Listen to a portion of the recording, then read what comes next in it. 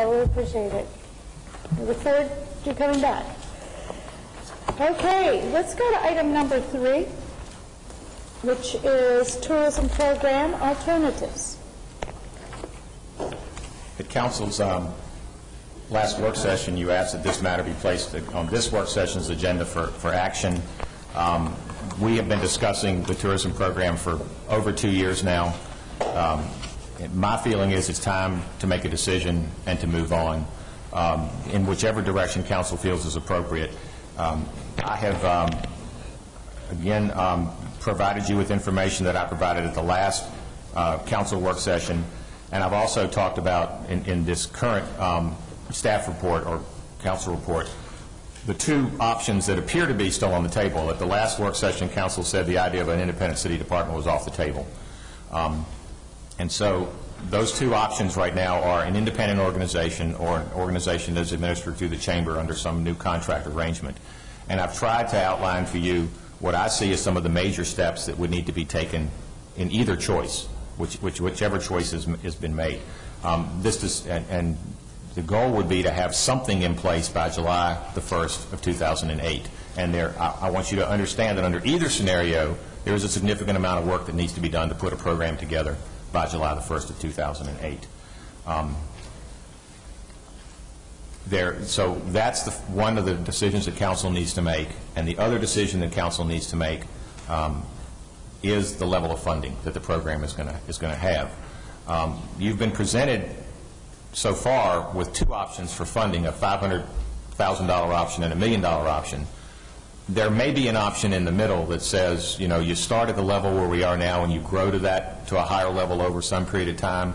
It's going to take, if we start a new contract July 1st, under either scenario, the body that's going to be either an advisory body or a governing body has to be formed. So people have to be solicited, recruited, appointed. They've got to get together. They've got to start meeting and determine goals for this program and a strategic plan for the tourism program. They've got a director of tourism has to be hired under either scenario. And I'm frankly doubtful whether this program will be ready to spend $1 million day one, you know, July 1st of 2008.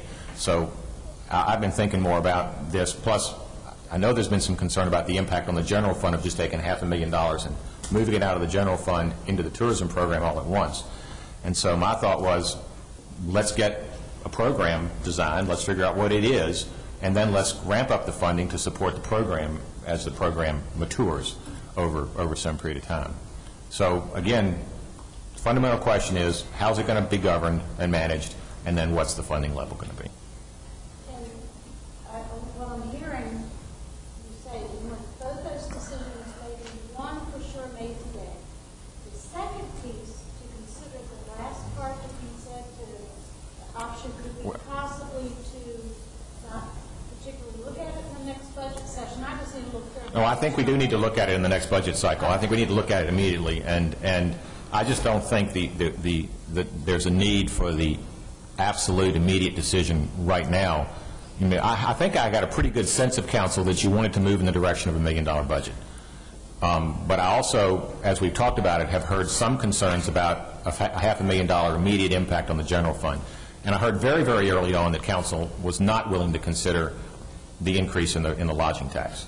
So the only other option, to my way of thinking, was to shift resources or grow into it over time. So again, that's just a thought. If Council says today it's going to be $1 million budget, then we'll work from that. We'll work from there.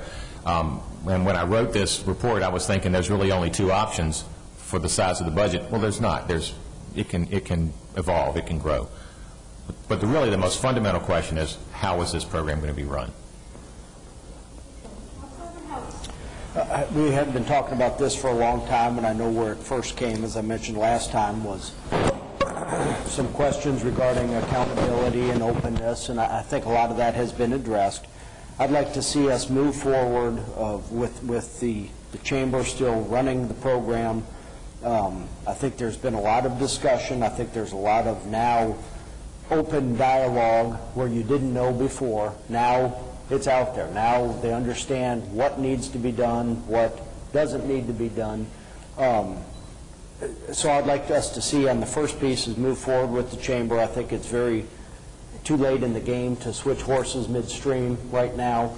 The contract is coming up to begin in July. I think we need to give some stability to the organization, let the people who work there and run the organization say, this is what we're doing, and recognize that they have buy-in from council and buy-in from the city, that we're not going to just cut their legs out from under them. Secondly, as far as the level of funding, I would like to see us keep it where it is now, from the comments that Kim had just mentioned, rather than pulling it from the general fund mid-year, because we need to really see what's the impact going to be as far as the growth. What impact is extra money really going to have?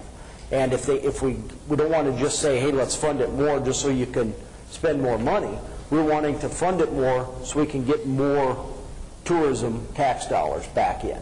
And I think that would be a growing process. As I mentioned before, a part of this contract says, Chamber, you're going to run a visitor center and do the tourism. Well, a big chunk of that money is by going to running a visitor center in a place that probably, as I mentioned, if you can find the visitor center, I don't think you need as much what's in the visitor center where you find it. So I think if we were going to transition, that may be something to transition, is transitioning out of the full operation of this visitor center that's in the heart of downtown to actually doing more of the marketing. So I'd make a recommendation that we proceed, and I don't know if you want a motion or what, but I know we've talked about this for a long time, but I guess I'll first make the motion as far as moving forward with the Lynchburg Chamber of Commerce as the tourism governance model.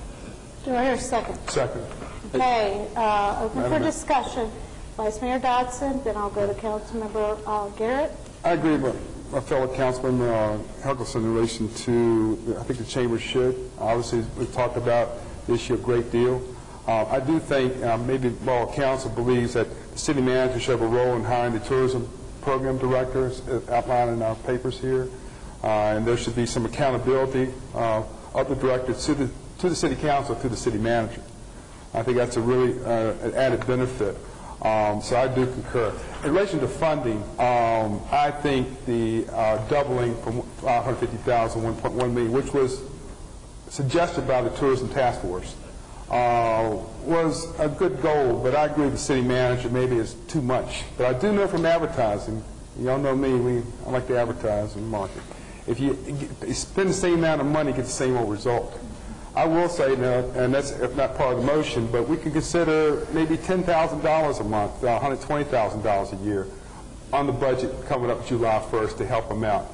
I don't think the additional $500,000, I agree, we have set some benchmarks. And I think the issue in the past was where were the benchmarks? Well, there wasn't very many in the previous contract. But if we don't have the ability to market our city and our area as well as we are doing now, we have to spend more money. And like I said before, I think the $500,000 was a little too excessive. So I second the motion, but then not discussion on the second matter in relation to additional funding. Thank you. Councilmember Garrett. Thank you, Madam Mayor. I spoke with Rex yesterday at length yesterday afternoon, and Kim, could you share with us, I know that you all had a meeting, and it sounded like some of the issues that Council had concerns about at our last meeting, you all may well have addressed and developed an understanding or a sense of. Could you share with us some of those bullet points?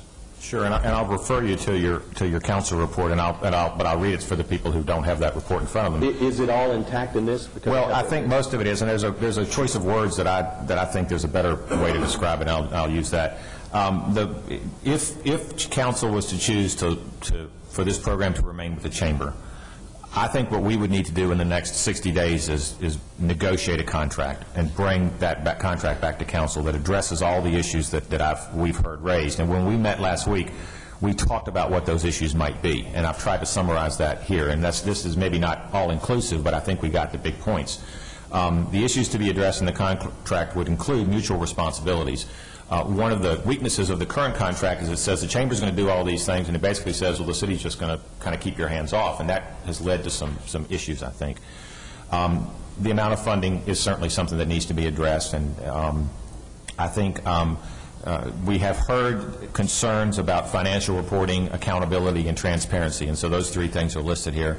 I think we need to be absolutely clear in the contract that this is public money, and the public and anybody who has an interest has a right to know how this money is being spent. One of the challenges sometimes with a public-private partnership is the private sector operates under different rules and expectations than the public sector does. This is public money. I think it needs to be completely accountable, completely transparent in how it's used, and that needs to be reported and available for anybody to see. And I think if the Chamber is not willing to accept that, then you shouldn't have the contract with the Chamber. It's just that simple. And so that is something we've talked about. I think it says here the establishment of a grievance procedure. I think the better wording would be the establishment of a dispute resolution procedure, because grievance makes people think about personnel issues.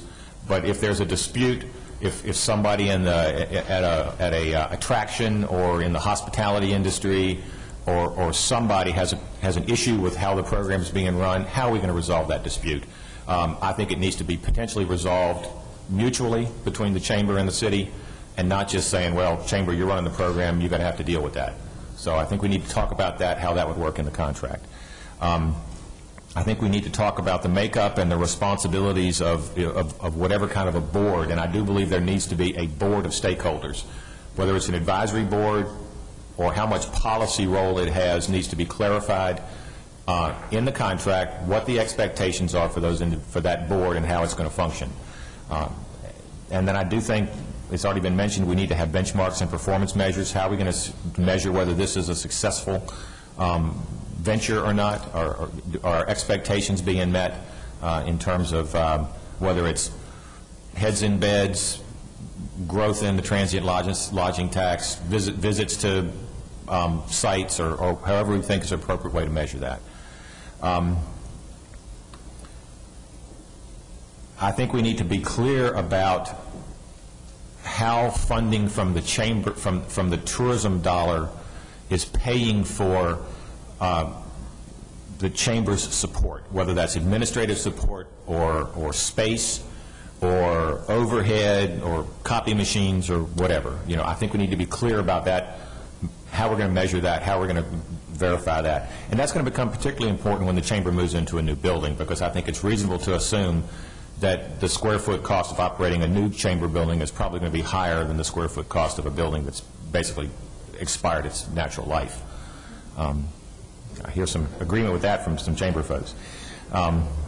So those are the sort of things I think need to be in a contract. Now, there may be other things that we need to address. I think those are the big pieces. And, Madam Mayor, if I may, Rex, in general terms, and I'll even grant you that, is you and the Chamber in agreement with that model as City Manager has? If you could come on up here. Are you all in general agreement, in general terms, with that, with the accepting of the understanding that a lot of these specifics have yet to be worked out? Yeah, I think Kim's assessment is a good general overview. I guess the only thing I think is left on the table is the concept of regionalism and what it means to the council. A practical matter is, should there be regional representation on the board?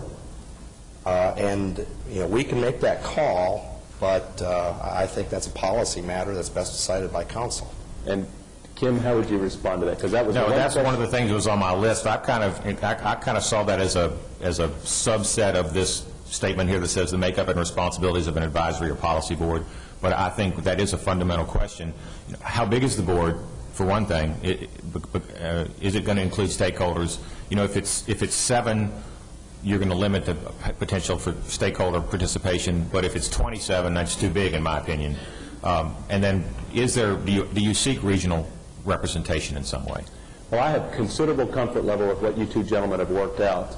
I believe that both of you are extremely well intended in the intents of it. My concern, though, Jeff, is that your motion? My concern is the motion that you've just espoused may not necessarily encompass, which is why I wanted to do this. Because if so, I'll offer it as a friendly amendment to it if that's not your intent of how they've pictured this. Well, my intent was to authorize staff to negotiate a contract with Lynchburg Chamber of Commerce. Just the first piece. That was the motion to move forward with negotiating with the Lynchburg Chamber as the governing, or rather that be the governance model. The second item, which we haven't even mentioned, would be then the funding as a later. I see this work effort as a mechanism whereby we may well be able to answer that question amicably, understandably, and efficiently, I think, through this iterative process over the short term, because I think this is going to happen in short order. They will be able to come back to us, and the Chamber and Kim are going to be able to say, for this we can get this, for this we can get this. Not entirely an a la carte type of process, but I envision what they just espoused and what they've done a lot of work product coming up with may well be able to answer the second question, help us to answer that second question. And I think several of us, including myself, have said, I'm not entirely sure how much we should put towards it. Bert's right. You kind of get what you pay for, and if you put more into marketing and advertising, you have a level of expectation that we're going to get a greater return on that investment. And how, insofar as how that can equate directly, I think we all are very curious to see that. So if your motion is generally what these gentlemen have just espoused, I am certainly in support of that. And you said, Well, third, second it. My concern is Jeff, if your motion is not what these two gentlemen have just espoused, I would offer what they have espoused as a friendly amendment to your motion. Again, my motion was to authorize staff to negotiate the contract. Well, and these would be the components. These would be the and issues these are the addressed in the components that contract. you're going to be looking These at. would be Absolutely. minimally, at least, the issues that would have to be addressed.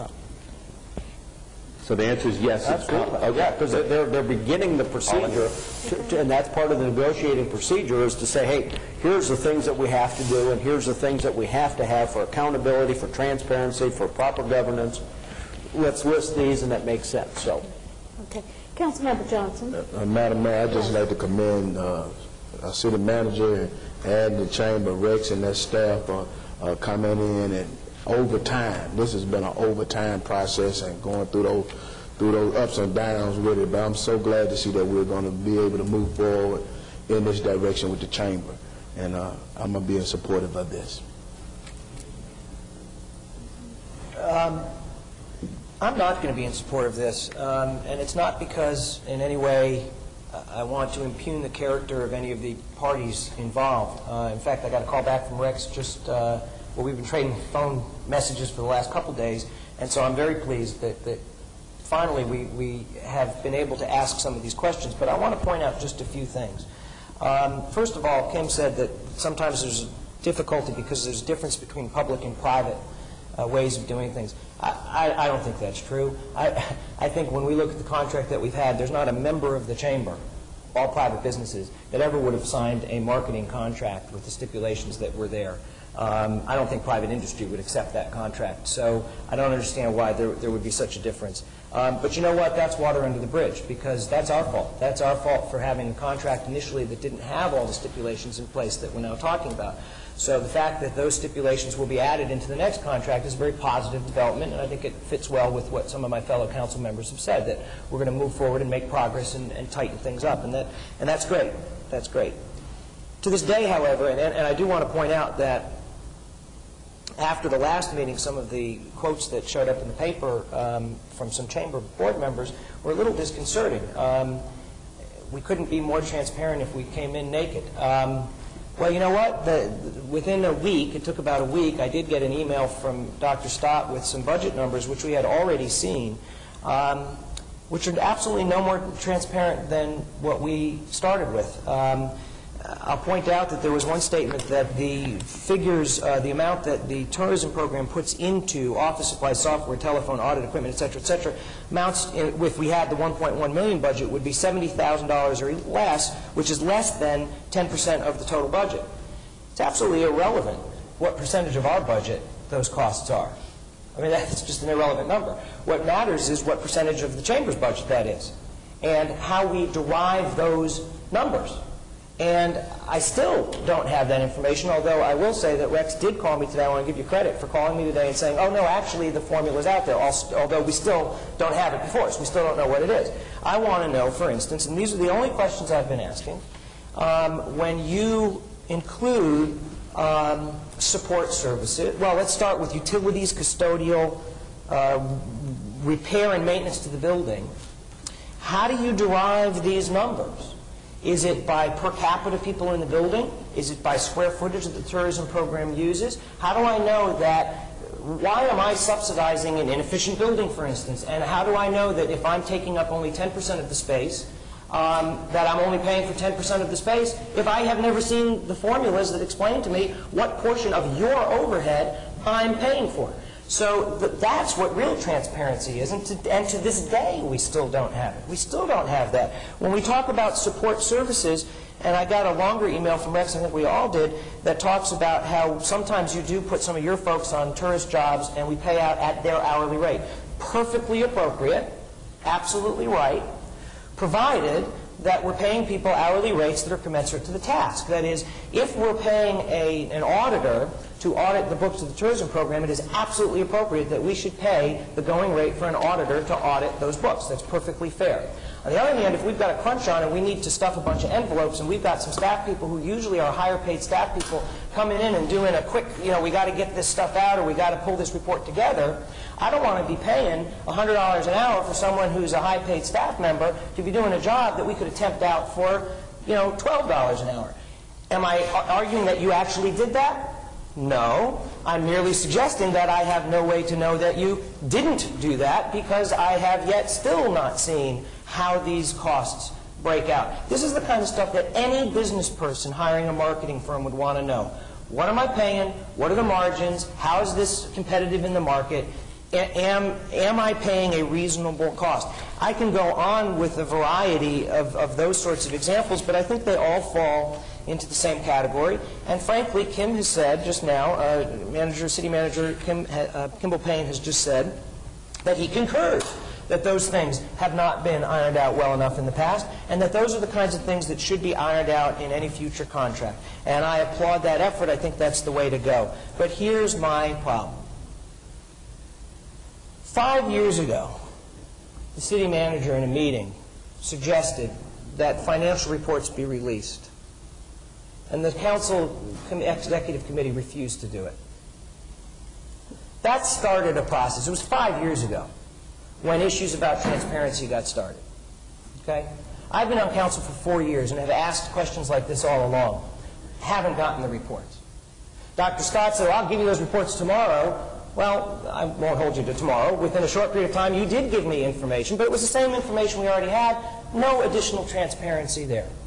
We are still talking in the future tense about what has to get done. And my only reservation at this point, and if you can guarantee me we're going to have oversight, we're going to have accountability, we're going to have all that stuff, fine. Give it to the council. To the chamber. Go for it. But here's my worry. I'm a businessman. I listen to my customers.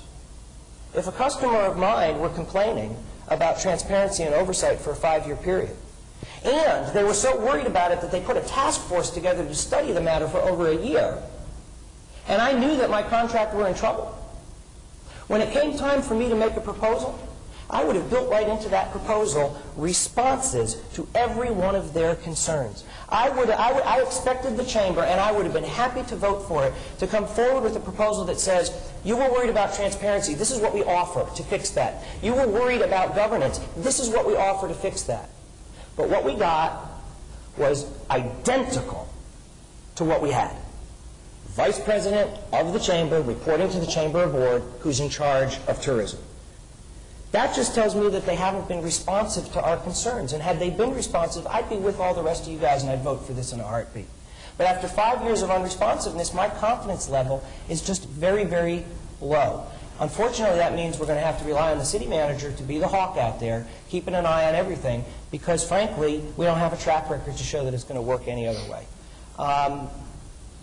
I just don't see that a whole lot has changed, and I'm very disturbed that we're still talking in the future tense about all the stuff that we would have to negotiate with the chamber, rather than being able to talk in the past tense about what a wonderful job the chamber did to present a new proposal. I sat with Dr. Stott and other members of the board, and they showed me that little org chart with the director of tourism reporting to the chamber board, and I said right then, I've got governance problems. And that wasn't even mentioned in their proposal, that some council members are concerned about this, and this is how we respond to it.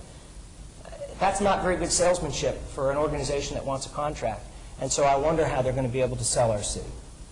So I am not impugning anybody's character, and I know that the people who sit on the board do this as a volunteer effort, and I'm not suggesting they're trying to hoodwink the city. What I am suggesting is this was a bad contract to start with.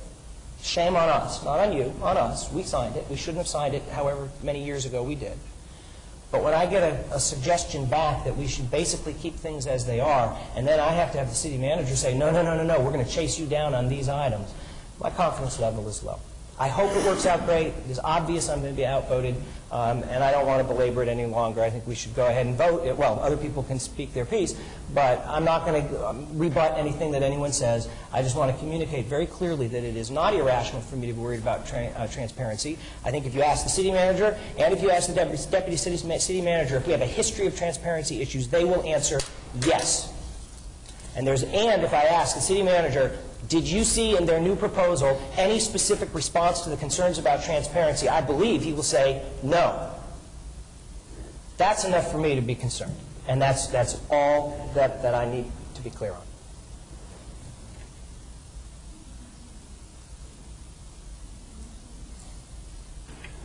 Thank you to everybody who's gone before me. This is very interesting. Yes, it goes back 5 years, but it really came to a head in the spring of 2005. And ironically, it was brought to light by the dissatisfaction of Mr. Dave Francis, who was the director of the Lynchburg Hotel and Motel Association. And now, after all has been said and done over the last 2 years, Mr. Francis comes in and says, oh, yes, we want the Chamber to keep this program. And I'm thinking, okay, what has changed? Mr. Anderson, the editorial writer in the paper Sunday, he said that the program has been open, has been transparent, that anyone could ask for the information whenever, wherever, and whatever. Well, that's not quite the case, because I can go back in his own newspaper, and I've talked to Logan about this. You can go back in the newspaper back to November of 2005, and you can see that things were not transparent. Okay. So then we ask citizens to, and these were actual stakeholders in the tourism program, to look at the whole thing. And they met for over a year. And I've talked to a number of those people, and they worked pretty hard. There's a lot that they did to try to come up with what they thought would be the best program. And the vote was 14-1 to have an independent authority. 14-1. And the only one that voted no was a city employee who was on that task force. So I have to put a lot of stock on that. So moving along, I see a tidal wave here to give it back to the Chamber. And, I've received the information from Dr. Stott and Rex and others, and I have high hopes. I had high hopes, and I still do, that, maybe this will work with the Chamber. But boy, you gave a powerful speech here, Mike. So, I'm tipping either way here. I think my vote's going to hinge on the confidence we have to show in the process moving forward without denigrating what the citizens, those 15 citizens, did to try to get some semblance of order to all this stuff. We're outvoted. Mike, if I go with you, we're outvoted. So I have a choice here. Do I say, no, I don't believe that we can actually do anything with the Chamber, or yes, do I believe that we can with the proper negotiation, the information that you brought forward for the future? And I'm coming down on the side of the Chamber, quite frankly. I think that we need to move forward with this. But I sure apologize to those 15 citizens that worked so hard for a year, because I think we're slamming them in the face. So I had my say. Thank you. Madam Mayor? Yes, okay. First of all, to ask Councilman Gillette, I'll say that I think it was related to transparency. The biggest issue Dave Francis and others had, where is the public accountability of the public funds? And I agree with the city manager, it should be. When you talk about private and public, I'm not speaking for the city manager. And private, if you ask me for my figures, I'm going to give you my figures. But publicly, there's public money you got to. I don't think there was two separate books. Okay? And to go back several years and try to, if someone's not in here represent the Chamber, told me several years ago, we had to go way back. It would cost a lot of time and money as far as the county. We're looking for the future. I think the city manager, I like the city manager should have a role. I guess I like the word city manager will have a role in hiring the tourism program director. But I think it's the best way to go. Our company's been a member of the Chamber for 54 years, since 1953. And what happened, I fully support the Chamber, not because of just this one issue. Have a lot of small business owners a part of the Chamber, depend on tourism, depend on people coming in. I don't think we slammed the door in the face of these task force members, Councilman Seifert. I believe, and I've talked to several of them, all they're disappointed. Well, of course, they want to go to authority, a completely different authority. And of course, we make decisions on the money, they can make decisions on the, the approach. And of course, it took us 6 months to agree on the list who's going to be a part of the task force between what the Chamber recommended and what we recommended. So I think we can build for the future. If we always bring up the past, we'll never build the future.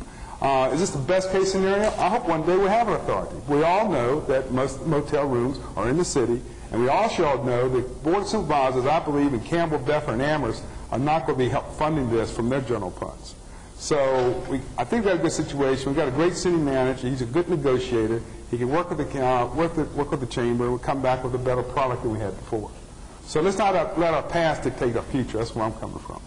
And I'm going to bank on that. First of all, I want to thank my fellow council members for waiting to today to make this decision. I was gone at the last council meeting, and I thank you very much for letting me have my say in this, because I have given it much thought. And I, as Councilmember Seifert, really respect the work of the group that worked for 2 years on this, the advisory group. And I know there will be some probably disappointment. And but I think my fellow council members have brought up some wonderful points. And I know Councilmember Gillette, you are right. Shame on us. We didn't spell it out very well. But that was then, and this is now. I think, and what I'm hearing, is that we are going to spell it out. And I think after I talked to Rex yesterday, I didn't hear a reluctance or a pushback on his part not to work with our city manager. That he could get those figures. He could tell us how much it costs per square foot, maybe how much the papers cost, how much, whatever we want. And how we want that defined, but we need to define it. I think we definitely need to spell out the specifications of what we need from them. I don't know if we did it. I know we didn't do a very good job in the past. So, and you did sit down with our city manager, and you all have together, it seems like to me, come to a conclusion that you are willing to be as transparent can be. I'm trusting you for that. I'm trusting your word, and I believe in you. And I do believe leaving it with the Chamber is the best course of action. Now, with my Vice Mayor, I agree. We might be on an evolutionary road that eventually will bring us to an authority, and that might be the ideal. And at that point, you all might be very willing to say, here, give it to the authority. But I think you deserve a second chance. I think you deserve a second chance in that we spell it out. And we do it right on our end this time. And then it's left up to you all to reach those benchmarks. And then how much that price tag will be or how much that will cost us, I have a feeling that's going to cost us more in the future. But if benchmarks are reached, then, possibly we should think about, monetary benchmarks as well. When you reach a certain point and you need more advertising, then you just come back. And that's how we might gradually get to that. I like city manager's thought process on that. So I'm voting in favor of keeping this with the Chamber. I know there will be some disappointed people that worked for 2 years. However, I don't think they worked, that was a futile work. They brought forth a wonderful product that we learned from and that will help us in the future have a better tourism with you all, and hopefully one day maybe with an authority. But I'm voting in favor of keeping this with the Chamber, with the attached agreements that have been spelled out there. Yes, Councilmember Helgeson. I guess just one final comment. You're referring to the benchmarks and success, and it just made me reflect on our previous item where we have a $27 million school that just came in with a $1.2 million increase, and a year later And we've been talking about a $550,000 program for a couple years, just to put it in somewhat perspective. And also, if you all read the front page of the paper today, they just were able to land the Little League World Series, for lack of a better, the appropriate, correct title, but they just landed that as far as a tourism contract. International Amateur Baseball Yeah. Federation. Which there has been, I've seen some success, so. Absolutely. Okay, all right, you ready? All right, cast your vote, please. 6 in favor of keeping it with the chamber, 1 opposed. Thank you all very much for all your hard work. Now, on the Thank you. second item, do you need a motion? Well, it'll be a budget item and part of the negotiation on the contract. Okay. All right, item number 4, let's see, at 2:30, we're a little bit behind, let's see if we can't catch up. No, we can't. Rush and bulk, but let's see if we can't finish by 3 at least. All right. No. Let's see if we can do